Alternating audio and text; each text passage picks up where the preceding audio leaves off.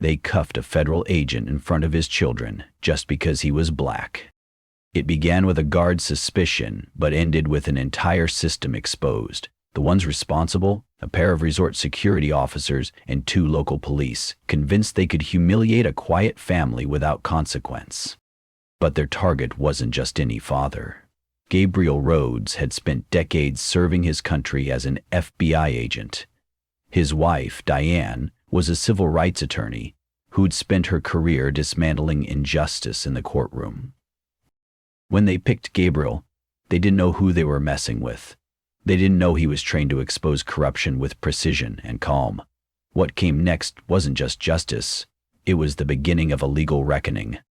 Before we go any further, comment where in the world you're watching from and make sure to subscribe, because the story you're about to hear isn't just about one man. It's about all of us. The poolside shimmered beneath a quiet afternoon sun, the sound of children's laughter drifting across the deck. But just beneath that calm surface, something cruel was already unfolding. Something that would turn a family vacation into a national conversation about dignity, identity, and the high cost of silence. They had waited months for this, a brief escape from the demands of duty and justice. For once, Gabriel Rhodes wasn't the seasoned FBI agent scanning every room for danger. He was just a father, stretched out on a sun-warmed lounger beside a glistening hotel pool, savoring the rare peace of a family vacation. Beside him his wife, Diane, an accomplished civil rights attorney known for dismantling discriminatory policies in the courtroom. Flipped through the pages of a long-abandoned novel, her face softened by the gentle hush of waves in the distance. Their children, Marcus and Zoe, laughed freely in the shallow end, the sound of their joy blending with the whisper of sea breeze. It was a picture of serenity, of hard-earned rest. For a few precious hours, the world outside, one filled with suspicion, code-swinging and measured glances, seemed distant. But even as Gabriel exhaled, letting the salt air untangle months of tension from his shoulders, a part of him remained alert. It always did. Diane, too, though smiling, carried the quiet exhaustion of someone who had spent too long fighting uphill battles for people who'd been told their truth didn't matter. This vacation was not just a pause, it was a reset. A promise made to their children that they could be carefree just this once. But isn't it something that, even in paradise, peace for a black family is often conditional? How many of you have ever looked around a place you paid to enjoy, only to wonder whether your presence would be questioned? As Marcus called out for his father to watch him dive, Gabriel lifted his head, smiling, but behind the shades his eyes scanned the perimeter, not with fear, with habit. This was the reality they had learned to carry, joy always measured, laughter always aware. And while this day began like a dream, they had no idea how quickly it would unravel into something far more sinister. A vacation meant to heal would soon expose the fault lines of a society still unwilling to see them for who they truly were. Gabriel was just reaching for his glass of iced tea, the condensation slick against his fingers, when he saw him. A resort security guard cutting across the deck with stiff shoulders and purpose in every step. The man's dark polo clung tightly to his frame, his expression unreadable except for one detail, suspicion flickering in his eyes. Gabriel sat up slowly, his sunglasses slipping down the bridge of his nose. Diane closed her book without a word, already sensing the shift in the air. "Excuse me, sir," the guard said, voice clipped. "Can I verify that you're a guest here?" No smile, no warmth, just the thin veneer of procedure barely disguising something uglier. Gabriel didn't flinch. "We're in room 211. We checked in yesterday," he replied, calmly, clearly. But the guard didn't budge. "I'll have to confirm that with the front desk." Diane's gaze narrowed, sharp as a courtroom cross-examination. She didn't raise her voice, not yet.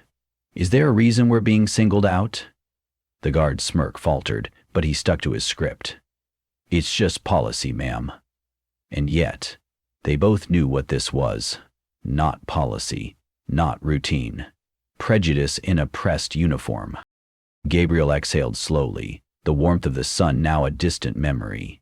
How many times had they been here before? Not this exact place, but this moment, where skin color becomes cause for suspicion. Can you feel the quiet shame of being questioned in front of your children, in a place you paid to enjoy? Diane reached for Gabriel's hand beneath the table, a silent show of unity.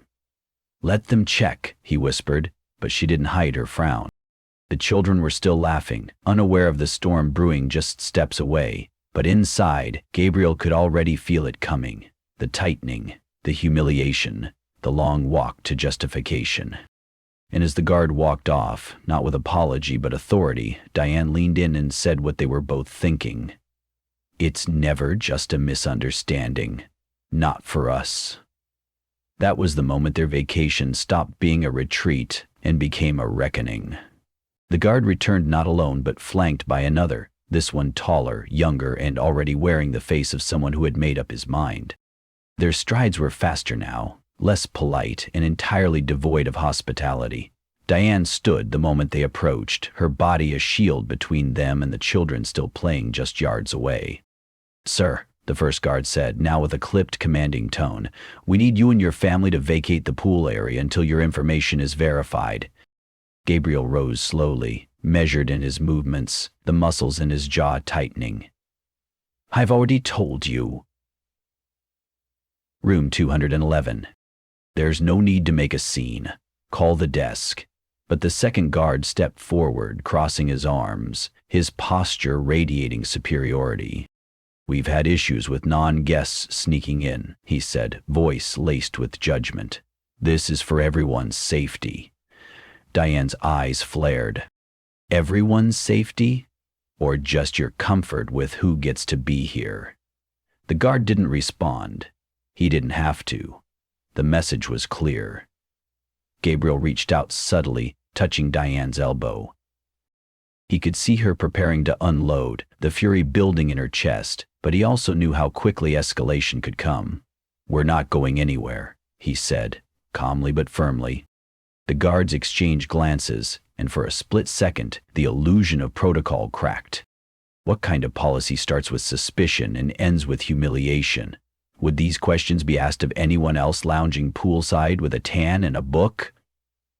The younger guard gave a thin, mocking smile. "Don't make this harder than it needs to be." Gabriel's voice dropped lower. "The only people making it harder are the ones assuming we don't belong." And that was it. The moment the atmosphere fractured completely. The laughter from the children faded into the background. Nearby guests looked over, some whispering, some reaching for their phones. The fantasy of a peaceful vacation had evaporated, leaving behind the harsh reminder. Even in luxury, black presence still comes with a challenge to prove worthiness. The moment the uniformed officers arrived, everything changed. They didn't walk, they advanced, boots clicking with a rhythm that echoed like a warning across the tile. Gabriel instinctively stepped forward, shielding his children with the simple movement of his body. Diane's hand found Zoe's shoulder, pulling her closer, while Marcus, sensing the gravity of what was unfolding, stood frozen beside his father. "We received a report," one officer said curtly, his hand resting near the cuffs at his belt. "I need to see identification." Gabriel opened his wallet, revealing both his FBI badge and driver's license. "I'm Gabriel Rhodes. We're guests here, room 211. He spoke with control, with decades of federal training behind every word. But the officer barely glanced at the badge before scoffing. "Anyone can print one of those." The insult landed like a slap. Diane stepped forward, eyes blazing. "He's a federal agent, and you're treating him like a trespasser in front of our children?" The officer didn't answer. He reached for the cuffs. Gabriel didn't flinch. "You're making a mistake." His voice was low, steady, but inside the humiliation cracked something deep. Is there anything more soul-wrenching than watching your children see you degraded for nothing but your skin? The officer didn't care. Cold metal clicked around Gabriel's wrists. Diane screamed. Zoe burst into tears. Marcus stood stiff as stone, his small fists clenched. And in that moment, before the crowd, before the cameras, before the eyes of his family, Gabriel felt the full weight of injustice settle on his shoulders. He had faced down drug lords and extremists without blinking. But this betrayal by the very system he'd sworn to uphold, cut deeper than any case ever could. A father, a protector, now a suspect in his children's eyes. How do you explain that to a child who just watched the world call you criminal without cause? Phones were already in the air. Tourists who once sipped cocktails now whispered behind screens, capturing the scene like voyeurs at a public unraveling. No one stepped in, not to help, not to question, only to record. Diana's voice sliced through the tension like a blade. You're handcuffing a federal agent in front of his children for what? Existing? But the younger officer, the one with the puffed chest and twitching jaw, refused to meet her eyes. Ma'am, step back or you'll be detained as well. Detained?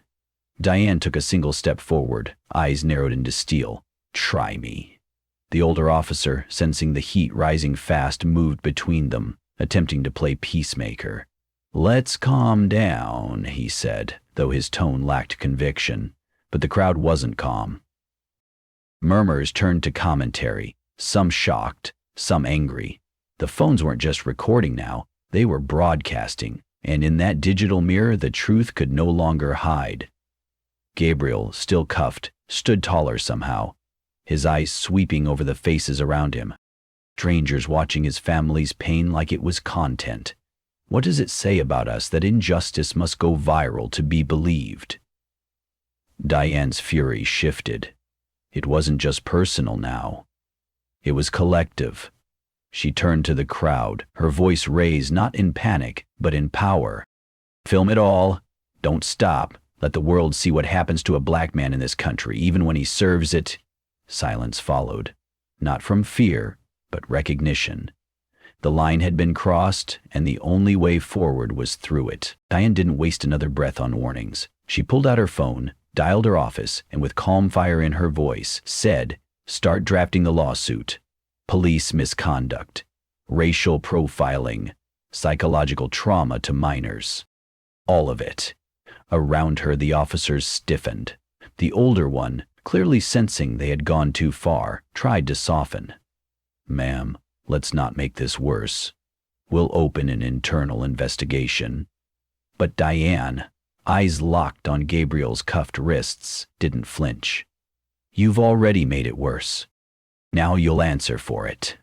Gabriel, still silent, stood like a mountain, still, enduring, but seething just beneath the surface. "And the children?" Zoe was sobbing quietly into her mother's skirt, while Marcus stood motionless, jaw clenched in confused rage. The damage had been done, not to Gabriel's record, he had none, but to his son's sense of safety, to his daughter's understanding of fairness. Gabriel finally looked the younger officer in the eye. "I've spent 20 years locking up men who abused their power. You'll be one of them." The words weren't shouted. They didn't need to be. They carried the weight of a lifetime of restraint, and yet, how many times must we prove our worth, even when the badge is in our pocket? As the officers exchanged nervous glances, realizing the eyes of the world were now watching, the moment shifted. The power they thought they held began to slip through their fingers, replaced by the growing certainty that this family wouldn't just walk away. They would fight. And not just for themselves. For everyone who had ever been silenced in the name of protocol. Just then, the glass doors of the resort lobby swung open with forceful precision, and in walked Deputy Chief Paulson, a man known for his stoic presence at press conferences, now wearing a face that blended concern with calculation. His polished shoes clicked across the tile as every guest, every officer, every phone turned toward him. He scanned the scene.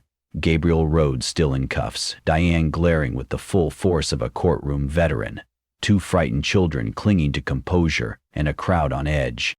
"I want to hear exactly what happened," he said, eyes locked on the senior officer, who suddenly looked smaller than before. "We followed protocol, sir," the man stammered. "We couldn't verify his identity." Paulson turned to Gabriel. "And you are?" Gabriel raised his bound hand slightly, his voice steady. "Special Agent Gabriel Rhodes, FBI, Room 211, here with my family. And now you have a crisis." Paulson's face didn't move, but something behind his eyes tightened. "Release him. Now." The cuffs came off, but the damage lingered like smoke. Diane stepped forward without hesitation. "Apologies don't erase trauma. Don't expect silence." Her voice, clear and firm, wasn't asking, it was promising. Paulson nodded slowly. "There will be an investigation. Internal Affairs will review every detail." But Gabriel wasn't swayed. Internal investigations often lead nowhere. What happens when the people doing the investigating look like the ones who caused the harm? Can justice truly exist when systems protect themselves first? Paulson gave a rehearsed nod, but Gabriel could see it, the unease, the calculation. This wasn't just a PR disaster. It was a legal reckoning in motion, and the family standing before him was not the kind to back down. Not today. Not ever again. Diane didn't wait for the deputy chief's carefully worded assurances to fade. She turned sharply toward the front desk, her heels striking the tile like a gavel. "We need to speak to your manager," she said to the trembling receptionist, her voice leaving no space for delay. Within minutes, a middle-aged man appeared, his face pale and sweating beneath a forced smile. I'm the resort manager. I heard there's been some misunderstanding." Diane cut him off with a stare that could have shattered glass. This wasn't a misunderstanding. It was discrimination, plain and raw. You called the police on a paying family. I want to know exactly what policy of yours allows that. The manager stuttered, mumbling about security procedures and guest protection, but his words collapsed beneath the weight of her gaze. "You will be named in our lawsuit," she said coldly. "For the emotional distress of our children, the unlawful detention of my husband, and the public humiliation you facilitated." Gabriel stood beside her now, his face unreadable, but resolute, no longer needing to speak. The fury in Diane's voice was his own. Around them, guests remained still, phones recording, eyes wide, the moment sinking into their memories. Does an apology mean anything when it comes only after being caught? The manager offered compensation, a free stay, a private apology. But Diane didn't blink. "We don't want free drinks and spa vouchers. We want accountability." Behind her, Marcus tugged on Gabriel's sleeve, eyes still full of questions he was too young to ask aloud. Diane saw it too. This wasn't just about justice. It was about healing, and healing required truth, consequences, and the courage to demand both. Loudly, as the Parker family stepped away from the front desk, the weight of what had just happened clung to them like heat after a storm, thick, heavy, and impossible to ignore. Gabriel knelt beside Marcus, placing a steady hand on his son's shoulder. "Are we going to be okay?" the boy asked, his voice fragile, like the truth had cracked something inside him. Gabriel met his eyes, fierce yet tender. "Yes, son. Because we're going to fight, not just for us, but for everyone who's ever been made to feel small." Diane stood beside them, her arm around Zoe, whose tear-streaked cheeks had begun to dry, but whose silence told its own story. They walked together, heads held high, past the resort's glass doors, past the watching crowd, past the nervous stares of staff who now understood this family would not be silenced. Just then, the resort manager rushed out once more, desperate, stumbling over an offer of full reimbursement. Diane turned, her voice razor-sharp but composed. "Money doesn't fix trauma. We're not for sale." Her words weren't just for him, they were for everyone still watching. For every guest who had recorded the scene, for every child who would one day ask, "Why did they treat us like that?" Can dignity be restored once it's been stripped in front of your children?